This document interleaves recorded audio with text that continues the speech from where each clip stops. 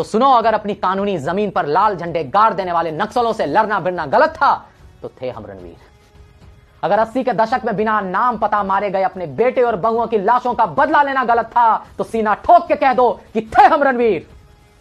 एक आंख मूंद कर सोई हुई घोर जातिवादी सरकार की अपेक्षा के सामने अपने हक के लिए लड़ना अगर गलत था तो थे हम रणवीर।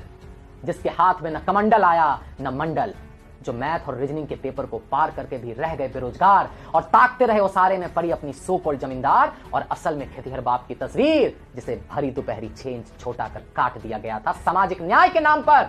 अगर उसके सीने की हुंकार गलत है तो थे हम रणवीर। वो रणवीर थे क्योंकि 14 बापूत के उस घर में जहां 14 कट्ठा खेत था बमुश्किल जिससे किसी तरह उपजता था धान कि 2 वक्त का वो खा सके,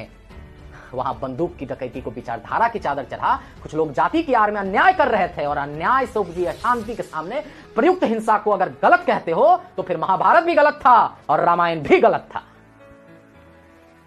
जिन्हें बातें की चीखें और उन झोपड़ियों का दर्द दिखाई देता है वो आंख मूंद लेते हैं जहानाबाद, अरवल और भोजपुर के उन गांवों के सामने जहां उनकी नजर में घोड़े हाथियों पे जमींदार चलते थे। अरे बंधु, जिसे तुम आज जमींदार कहते हो, अगर समय को परख ना जान पाते तो पता चलता वो किसी का बटाईदार तो किसी का देनदार था, जिसके घरों में पलते थे उतने ही बच्चे जितना उस पार के घर में थे, जिसके सपने भी बिल्कुल उनके जैसे थे और आशाएं भी, जिनके माथे पर सवर्ण का ठप्पा उन्होंने शौक से नहीं लिखाया था, जिसका बचपन ठीक वैसे ही बिखर गया जैसे कि बिखरता इस दुनिया में किसी का भी बचपन।